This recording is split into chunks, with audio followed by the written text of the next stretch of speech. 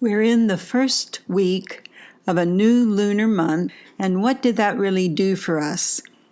Well, whenever there's a new moon, a new beginning, it's as if the sun symbolically infuses the moon with purpose, because the sun is the yang energy of doing and taking action on something, but then the moon, the lunar reflection of the sun's light, is the fulfillment personally of that purpose.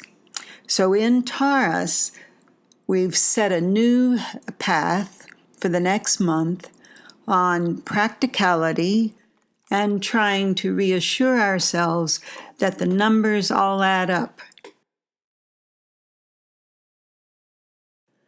And if you could get the numbers to all add up for yourself, I have a question.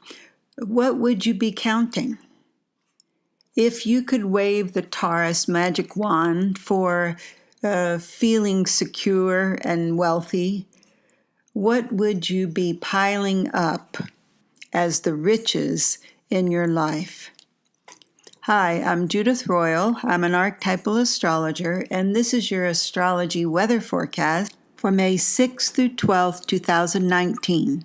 There's a very lucky aspect coming. It's an aspect of abundance from that archetypal Santa Claus Jupiter, and he's going to align with Venus, the goddess of love. And remember, Venus likes nice things, so she also brings wealth, as you might define it. And that's going to be exact towards the end of this week.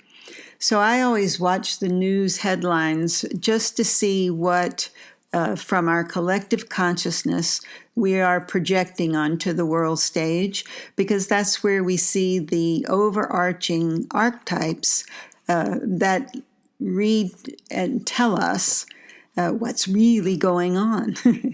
So if you looked at the story, there were a couple of stories about this guy who's on a game show, and he's like winning so much money, he's breaking some sort of record or whatever. And so I'm always curious. I have to look at the astrology chart for these people. So I did with him. And what is happening there is from this Jupiter that we have right now, who is in that optimistic and positive thinking sign of Sagittarius. And it is lighting up in his chart in just a huge way for a sudden windfall. And a sudden windfall can also happen in your life, not by gambling or being on a game show, but rather you know how to stop in the midst of chaos and take a step back. Use that determination and perseverance that we're all getting lessons in right now, and use it for yourself to first value who you are. Because until you do that and accept the spiritual gifts that are coming our way right now in bucket loads, until we have that within ourselves, we can't actually accumulate anything in the world, or certainly cannot give to the world what we would like to. And for me, I think it's important to remember that of my ego self, I might say that what would really be making me happy would be to have a bunch of extra money in the bank or something like that, because I have been conditioned by this world, right, to think that that gives me some safety and importance as a person, and the ego always wants to be important. However, like you, I'm on the journey here for the spiritual solution, which more and more our world is going to see that the spiritual solution is the only solution. And so stepping back means that I can invite the guide of my choice to lead me. And then I'm much more likely to make a decision or a plan that is in concert with my soul's desire and with the plan that I have for my life here. And on the level of spirit, we are reading all those stories about the game show winner because deep in our collective consciousness, we all know that that is possible right now. In other words, to be a winner. But with Jupiter, who is that lucky guy, what he's really offering us is to lift our horizons, to get a boost in our self-confidence, because we can see that we can accomplish something that we, in previous times, might have thought was impossible. And let me just paint the big picture real quickly, because I'm not going to say that this is what has to happen. I'm going to say we want to see the big picture because we don't want to get sucked into the ego's analysis of what it means. So I've talked about Sheriff Saturn issuing tickets here and there for anything that is out of integrity, especially something that is overblown, grandiose, right, and needs to fall to earth, because we have all this earth right now in the zodiac. And I'm going to add in the big picture that because Pluto, the Lord of the underworld, is involved in this, it is also possible and perhaps likely that sheriffs can be corrupted, right? They can take bribes, they can succumb to political pressures, etc. And the pressure to make these kind of choices about integrity and what you value, etc., the pressure is building for that huge conjunction coming January 12th, 2020, but we're really feeling it now. And I want to add that this has not happened for 500 years.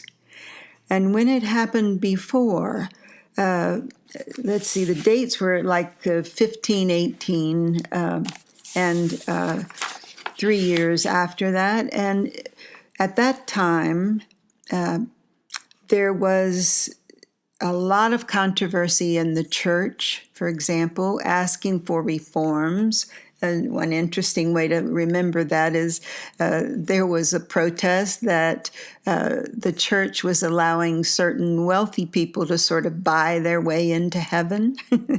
But it was also a time of scientific revolution and ushering in the age of reason. But it also had its dark side, because it was also the time when those Spanish conquistadores subjugated people in Mexico and Central America. And it was also the time around 1526 when slave trade began. So you see that call from hiding and doing something in the underworld sense that is basically criminality, versus pulling together your own belief system and standing up for it in a very positive way. So you see this challenge before us now in many political and social scenes. And this time, I believe, and I think you believe too, that it's time we transcend these questions of duality, who's right and who's wrong, because after all, everybody who takes a stand thinks their stand is right. So that's like an endless battle, right? And we want to move from that world of duality, of seeing us and them. And then that is always set up by the ego. And what is the ego's ultimate goal is, well, get more, more. not enough, not enough, not enough. And it is an endless challenge to strive and work harder and so forth. But to what end? We really want to stop and ask that question. And boy, are we going to have the challenge to answer that this week, because we're going to have big highs and also challenging lows. And we do not want to ride that roller coaster. So pausing in peace, acting in awareness, really critical this week. Otherwise, it is easy to jump to the wrong conclusion. And it's also equally tempting to make a choice and dig your heels in with it and not be able to change it. Except that for all of us, this Wednesday, May the 8th, the cart is going to be turned over. There's going to be that once time a year, that messenger Mercury, that's all of our communications, as well as our ideas. He's going to get hit by lightning big time. So that brings you flashes of how to think out of the boxes of duality. And we also get this week one of those times that feel quite sad if you're in the ego's goals, because Venus is going to have a yucky kind of date with Saturn, and it may bring up feelings of isolation and loneliness. Because after all, if you do stand uniquely for who you are, you stand for loving yourself first, you know that that is not the norm. But we want it to become the norm, self-acceptance. And you get this courage to change as the god of lightning steps in, because you're going to be able to not just lift your horizons, but also to think so far out of the box, there's no box. And after the apple cart spills on Wednesday, Thursday, we get that beautiful, just plain old dumb luck that wants to help us have the confidence to change, so that we can align ourselves with these peaceful, rhythmic orbits of these stars, these planets. This Saturday, May the 11th, we have the first quarter moon square, crisis point. This is where you get to weed the garden in your mind. And also on that day is a fabulous opportunity to really pull it together, to have in your immediate surroundings, to have the order, the cleanliness, etc., and the organization about your life that lets you put that on a sideline and really use your energy then for your spiritual path. Then on Sunday, it's Mother's Day, and the moon very early will go into Virgo, which is the sign also of the Earth Mother. And if you avoid the the old message of go clean your room, and instead just really tune into the Virgo moon's power for healing, and that is healing hands. So it's a great day to touch, to hug, and to reach out to one another. And it will also have a very lovely surprise later in the day. I hope it will provoke us to think, and to think about what we have projected into the world and pull that inside ourselves. So, for example, ask yourself, what is the climate change going on inside your mind? Where have you insisted and voted for border walls that separate you and alienate others? And also, Where have we been listening to that dictatorial, authoritarian voice in our head, usually from early conditioning, versus being more democratic with yourself, right? Giving yourself a vote in that you don't do things you don't want to do, you don't feel called to do, and you especially don't do them with people you don't want to do them with, etc., because inside yourself should be the world's biggest democracy, where you make decisions based on what frees you. So challenging times. Thank you so much for listening. And I'll be back next week because we're going to start the energy talking about the big Scorpio full moon on May 18th.